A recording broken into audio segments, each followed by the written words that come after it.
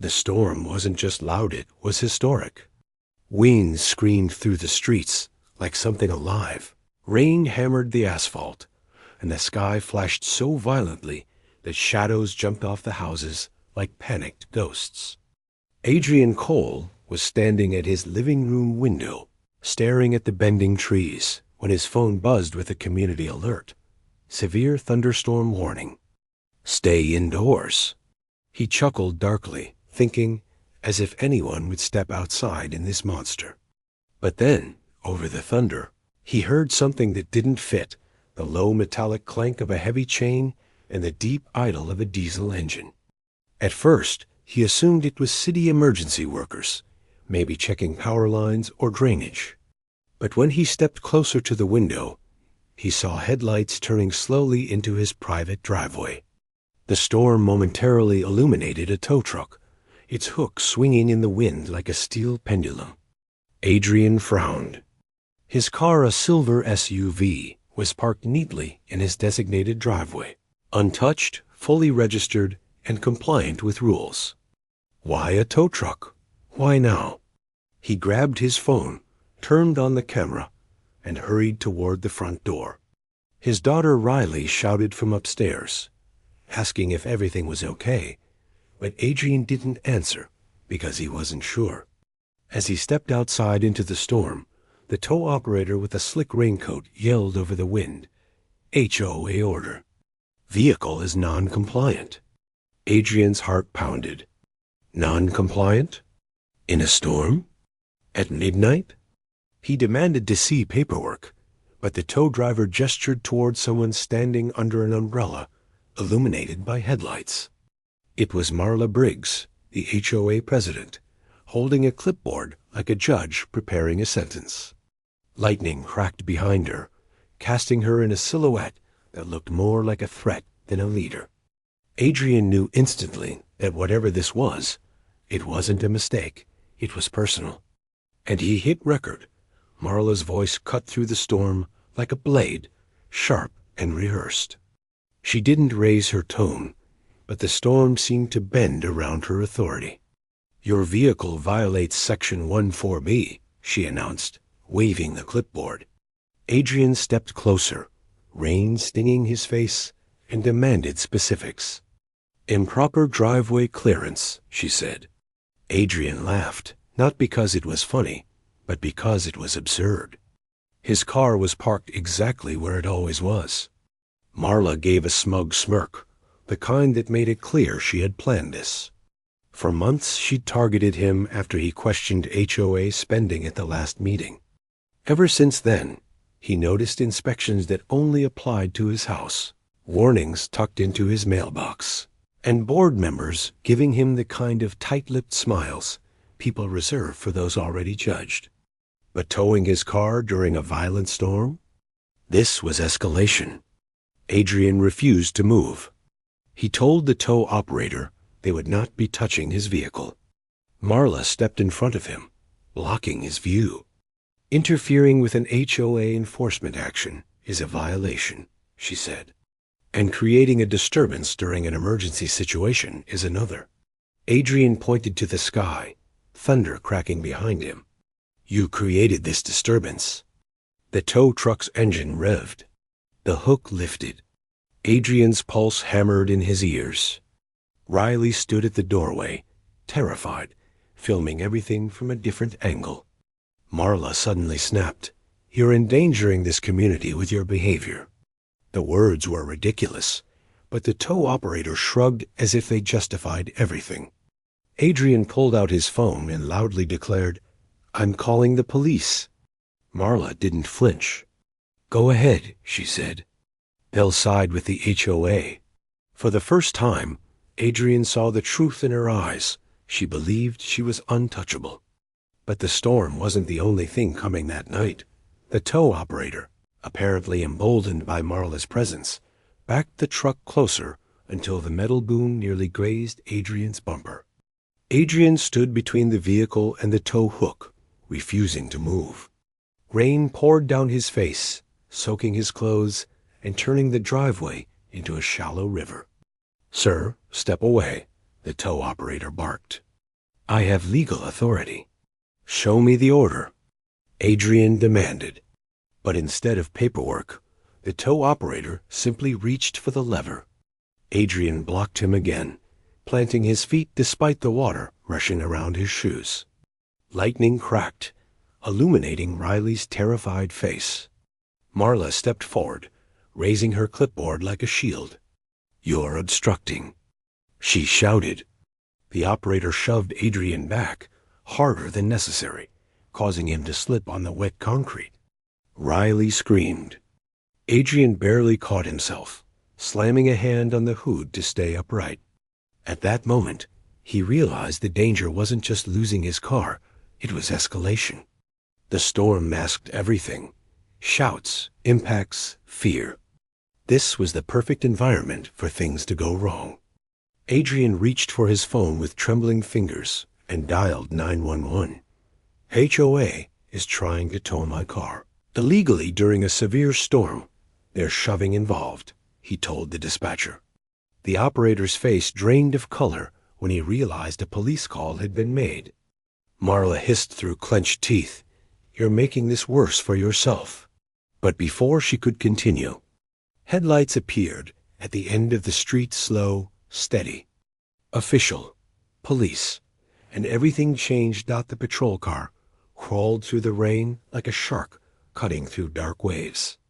Its red and blue lights reflected across the wet pavement, painting the scene in frantic colors. Officer Tyler Knox stepped out, raincoat whipping in the wind. He moved with calm authority, scanning the tow truck, the tense standoff, and Marla's clipboard raised like an accusation. "Everyone step back," he ordered. Marla immediately marched toward him. "Officer, thank goodness. This homeowner is interfering with an HOA enforcement action: dangerous behavior, non-compliance, and aggressive obstruction." She spoke quickly, clearly trying to dominate the narrative. Knox held up a hand to silence her and approached Adrian, who was still standing protectively beside his SUV. "Sir, what's going on?" Adrian explained everything: no notice, no valid violation, a surprise tow during a storm, and physical aggression from the operator. Knox nodded slowly, then turned to Marla. "Is there a legally documented order for this tow?" Marla stiffened. "The HOA's authority is clearly outlined." "That's not what I asked," Knox interrupted. "Do you have a documented, board-approved tow order with timestamp and homeowner notification?" She hesitated. It was subtle, but in that hesitation, Adrian felt vindication. Knox asked the tow operator for paperwork. He had none. "Ma'am, without proper documentation, this is an unlawful tow attempt," Knox said. Marla's face tightened, as if she'd been slapped. The storm cracked overhead again, almost theatrically. Knox stepped between Adrian and the tow truck. "This vehicle is not being moved tonight," he declared. "In fact, no tow truck should be operating in hazardous weather without emergency authorization." Marla sputtered.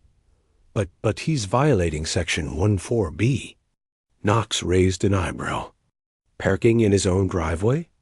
Marla's umbrella shook with rage. The power she was so used to wielding suddenly meant nothing. And Adrian felt, for the first time that night, a shift in the storm. Officer Knox began questioning Marla more directly. "When was the violation notice issued?" She flipped through her papers, rain smearing the ink. "It was earlier today. Time?" Knox pressed. She hesitated again. Adrian stepped in. "I received nothing. No email. No text. No door notice. Nothing." Knox nodded. HOA bylaws in this county require 72-hour notice for non-emergency tows. Marla's jaw clenched. She tried to pivot. "This is an emergency. His vehicle blocks storm runoff patterns." Adrian nearly laughed. His driveway sat on high ground, nowhere near any drainage path. Knox turned his flashlight to the pavement. The water flowed smoothly past. No obstruction anywhere. "Ma'am," he said flatly. "You fabricated the urgency." Marla's face hardened. "Officer, I don't appreciate your tone." "I'm not interested in appreciation," he replied. "I'm interested in legality."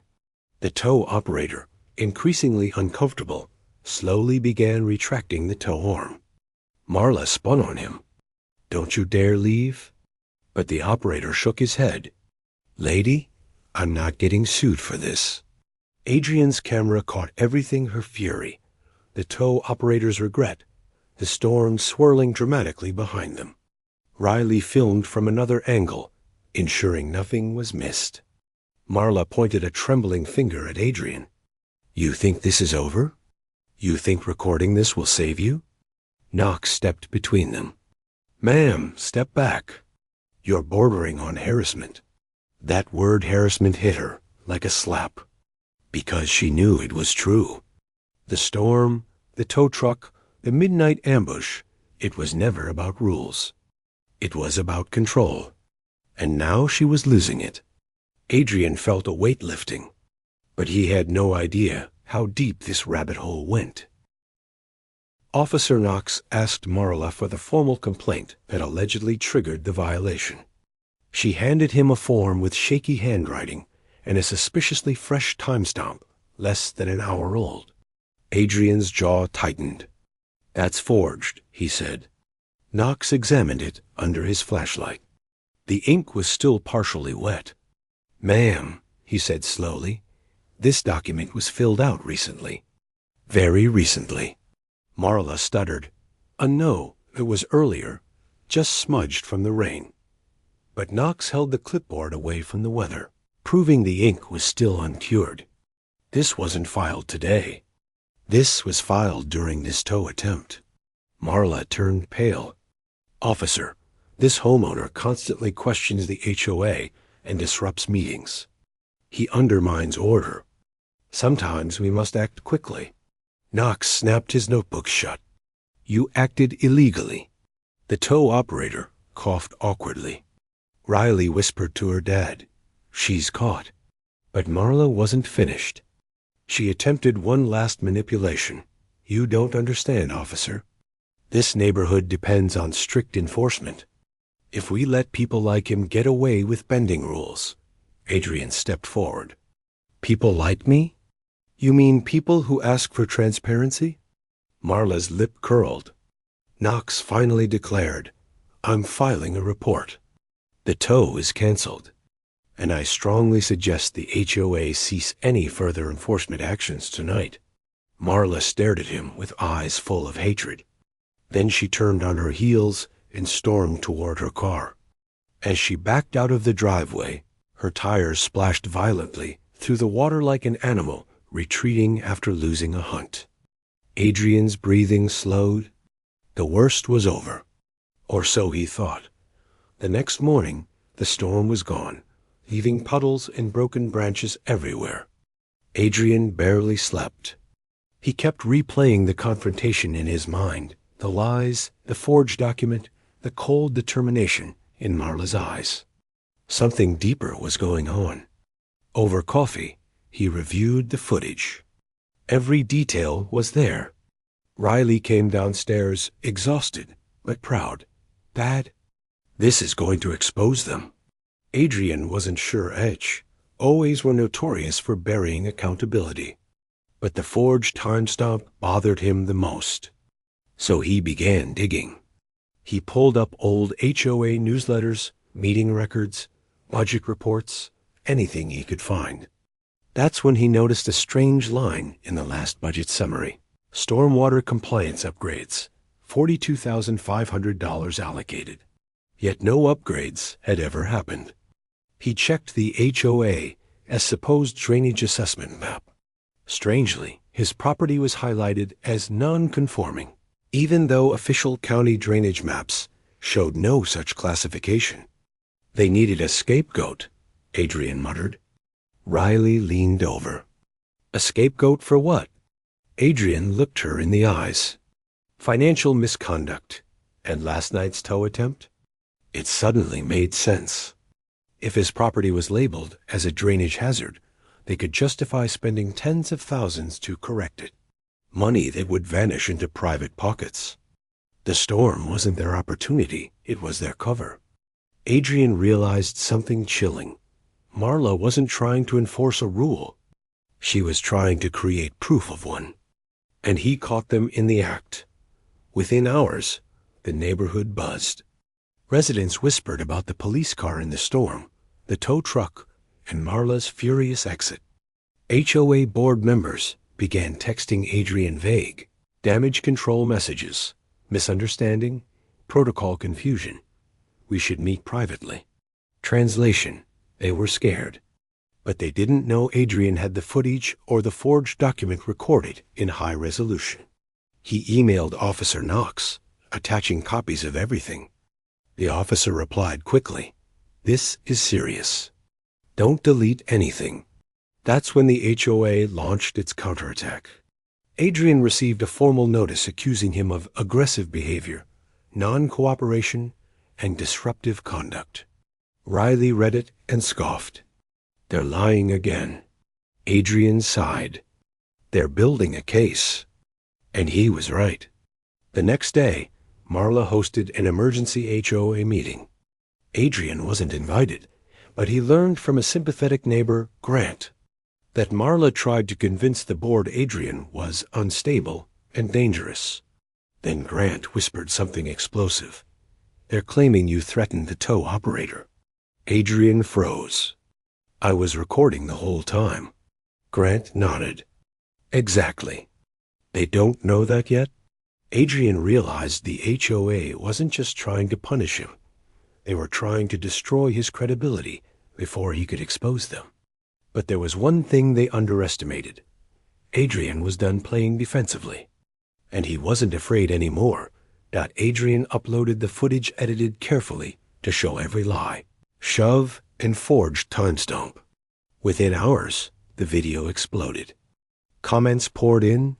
HOA abuse at its worst. She forged documents, arrest her. Tow truck during a storm? That's criminal. Local news outlets reached out. Then national HOA watchdog groups. The story struck a nerve. Riley watched the views climb. "Dad, they can't hide this anymore." Marla, however, didn't respond publicly.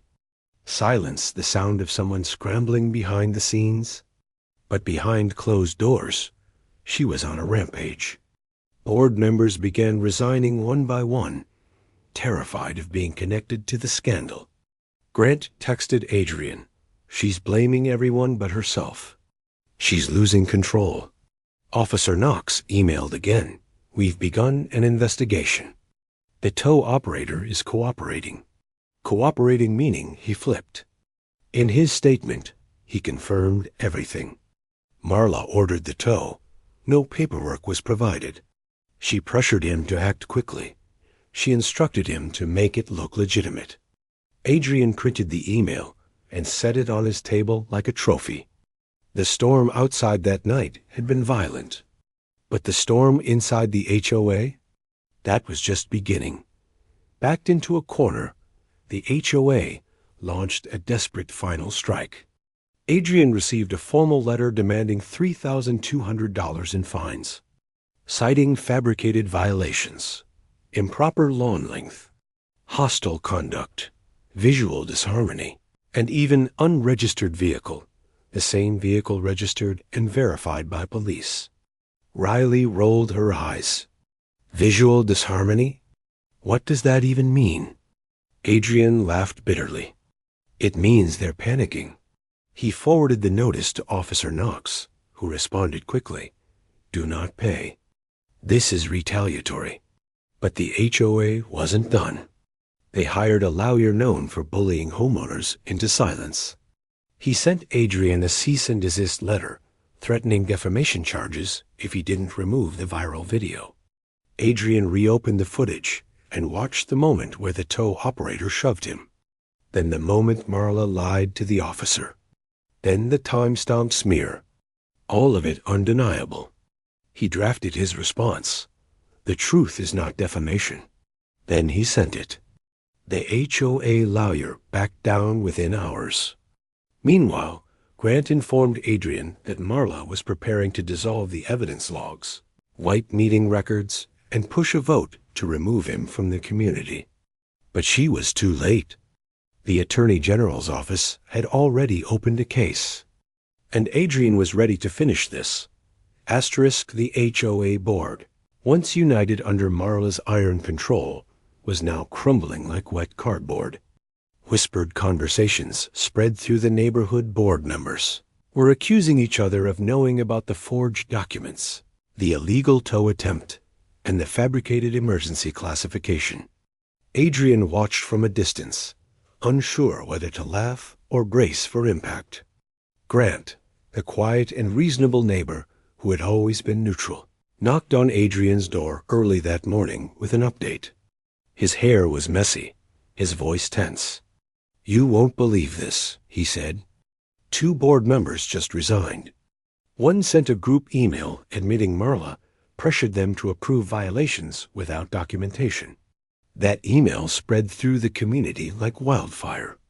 Residents who had been afraid to speak suddenly found their courage. Adrian's inbox filled with messages from neighbors. She fined me for my patio chair. She threatened to tow my son's car. She lied about my trash cans. It became clear this wasn't an isolated incident. This was a pattern of abuse. Meanwhile, Marla tried to regain control. She scheduled a mandatory emergency meeting, claiming the HOA needed to restore neighborhood order. But attendance was low. People were done being bullied in the name of rules. Adrian didn't go. He didn't need to. He knew the board was collapsing from inside, and that his footage was the hammer blow they couldn't recover from. As Grant left his house, he turned and said something Adrian wouldn't forget. "You didn't just stand up for yourself last night. You stood up for all of us." For the first time, Adrian realized he wasn't fighting alone anymore. 2 days later, a city inspector arrived unannounced. A white truck pulled into Adrian's driveway, and a man with a badge stepped out, shielding a clipboard from the wind. "Mr. Cole?" he asked. Adrian nodded. "We received a report from the HOA claiming your property is a critical drainage hazard requiring emergency review." Adrian almost laughed out loud. "A drainage hazard? During last night's storm, my driveway drained perfectly." "They made that up." The inspector raised an eyebrow. "Well, that's why I'm here." Together, they walked the property. The inspector took measurements, checked runoff patterns, reviewed official zoning maps, and snapped photos. After 30 minutes, he closed his folder with a decisive click. "There is absolutely no violation here," he said. "Your property is fully compliant with city regulations." Adrian nodded. "Can you put that in writing?" The inspector smiled. "Already printing the report." Within an hour, Adrian received a signed, stamped document officially declaring the HOA's claims invalid. He forwarded it to Officer Knox, who responded, "This supports our investigation." But there was something the inspector mentioned almost casually as he left. "You're not the first homeowner to tell me about questionable HOA behavior in this neighborhood," he said. "You might want to brace yourself. This storm's not over." Adrian realized the inspector wasn't talking about the weather anymore. That evening, Marla snapped. She marched right up to Adrian's door, pounding on it with the fury of someone watching their empire collapse. Adrian opened the door cautiously, phone recording. "You think you've won?" she hissed, soaked from the drizzle. "You think your little video makes you some kind of hero?" Adrian kept his voice calm. "I think the truth makes you uncomfortable." She stepped closer, invading his space. "You embarrassed me in front of the entire neighborhood. The board blames me. Residents blame me. The tow company is refusing our business. And because of you, we're under investigation." Adrian shook his head. "Because of your actions, Marla, not mine." Her voice cracked as she screamed. I did what I had to do to maintain control. She instantly regretted those words, but it was too late. Adrian had it all on video. Marla realized it too. She covered her mouth, eyes widening with horror. "Delete that," she whispered. "I'm warning you. Delete it." Adrian stepped back. No. She trembled not with anger now, but fear. "You don't understand," she said. "If this investigation goes through, everything I built, everything I managed, it's all gone." For a brief moment, Adrian saw something he never expected. A woman terrified of losing power she believed defined her. But she wasn't sorry. She was only sorry she got caught. The next morning, an official letter arrived bearing the seal of the state attorney general's office. Adrian opened it with shaking hands. Inside was a formal notice. "We are opening an inquiry into the actions of the Lakeshore Crest HOA regarding potential fraudulent enforcement, illegal towing practices, and misuse of board authority." Adrian stared at the page, stunned. Riley burst into the kitchen. "Dad, look at the news." Local stations were reporting the investigation. Headlines appeared online. "Storm tow attempt sparks fraud inquiry." HOA president accused of abuse of power. Homeowner footage exposes HOA misconduct. Marla's world was burning, and she knew it. Grant texted Adrian. "She's losing her mind. She's accusing everyone of betrayal." Another neighbor, Lucy, sent screenshots of a private HOA group chat where board members openly admitted Marla had bullied them into compliance. Adrian sent everything to Officer Knox, who replied, "This is now a criminal matter." That phrase hit hard. Criminal, not just unethical, not just abusive. Criminal. Adrian sat down, overwhelmed for the first time since the storm. Riley placed a hand on his shoulder. "Dad, you didn't just expose her. You protected all of us." Adrian exhaled slowly. He hadn't asked for any of this. He only wanted his car left alone. But now he was at the center of a statewide case. And the storm that had started this was now blowing through the entire HOA. 3 days later, the community gathered in the clubhouse, a place Marla once commanded like a queen. But tonight, her throne was gone. Adrian arrived after multiple neighbors personally asked him to attend. The room was packed. People whispered angrily, clutching printed copies of the news articles. Marla sat at the front table, paler than ever, hands trembling as she shuffled papers. When the meeting began, the vice president, who had been quiet for years, stood up and cleared his throat. "Due to recent events and the ongoing investigation, we are calling for a vote on the removal of President Marla Briggs." Gasps filled the room, but not from surprise. From relief. Marla slammed her fist on the table. "This is illegal. You can't remove me. I am the HOA." That line sealed her fate. The room erupted in outrage. Lucy shouted, "You forged violations." Grant added, "You sent tow trucks in a storm." Another neighbor yelled, "You threatened our kids." One by one, people stood and voiced their anger, years of resentment pouring out. The vice president raised his hand. "All in favor of removing Marla Briggs from her position, effective immediately?" Almost every hand went up. Marla stared at the sea of raised arms, the same homeowners she once controlled. Softly, brokenly, she whispered, "You can't do this to me." But they already had. She was removed. After the vote, Marla didn't leave the clubhouse. She stood frozen, surrounded by the collapsing walls of her authority. Adrian approached cautiously, not out of pity, but closure. She looked up at him, eyes hollow. "You destroyed me," she whispered. Adrian shook his head. "You destroyed yourself." She sank into a chair, finally defeated. "I thought, if I kept everything perfect, if I kept control, no one would question me."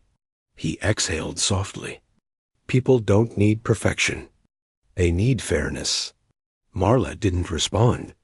The vice president informed her that the Attorney General's office requested her presence for questioning. Her face crumbled. She knew what that meant. Charges were coming. As officials escorted her out, she glared at Adrian with a mix of hatred and envy. "You will regret this," she muttered.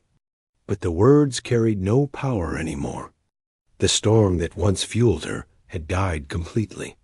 And for the first time, the neighborhood felt calm. In the weeks that followed, the HOA underwent a complete restructuring. New elections were held. Transparent policies were introduced. Mandatory notice periods became strictly enforced. Violations required photographic proof and third-party verification. The community transformed. People planted flowers without fear. Kids played in driveways without being chased off. Neighbors actually talked to each other again. Adrian became something of a quiet celebrity, the man who ended the tyranny. Grant often joked, "If you run for HOA president, you'll win by a landslide." Adrian always laughed it off. "No way, I only want peace." Riley smiled at him one morning as they watched neighbors hanging holiday decorations. "You got it, Dad. You really did." The storm had torn apart the old HOA, but in its place, something better grew. Something honest. One afternoon, Officer Knox stopped by the house. Adrian invited him in for coffee. Knox smiled as he sat. "Just wanted to let you know the AG's office is filing charges. Document forgery, misuse of authority, attempted illegal towing, harassment." Adrian nodded slowly. "Justice, then?" Knox leaned back. "Justice. And your footage was the key. Not many people stand firm in the storm like you did." Adrian chuckled. Literally and figuratively. They shared a laugh. Knox stood to leave, adding, "This neighborhood is lucky you hit record that night." Adrian watched him drive away, feeling finally fully at peace. Months passed. The storm became legend to story neighbors, retold whenever someone mentioned HOAs. Adrian liked that life returned to normal. No more letters. No more threats. No more midnight tow trucks. Riley excelled in school again. The house felt peaceful. And yet, sometimes Adrian would step outside during light rain and feel a strange sense of déjà vu. He'd look at the driveway and remember the tow truck's shadow, the confrontation, and the moment he chose to stand his ground. It reminded him that ordinary people can stop abuse when they refuse to be silent. On the anniversary of the storm, Adrian stood in his yard as light rain began falling. Same weather, different world. Grant walked over with 2 coffees. "Crazy to think how one night changed everything," he said. Adrian nodded. "All I did was refuse to be pushed around." Grant smirked. "Yeah, and exposed a criminal HOA president, saved the neighborhood, and changed state enforcement policies." Adrian laughed. "When you put it like that." He looked around the peaceful neighborhood, kids playing, neighbors smiling, gardens blooming freely. The storm had once threatened his peace, his safety, even his dignity. But it also revealed something powerful. When someone stands up to corruption, others find the courage to follow. Adrian raised his coffee cup slightly. "Here's to storms," he said. Grant clinked his cup. "And to the people who weather them." And with that, the story that began with thunder ended with calm.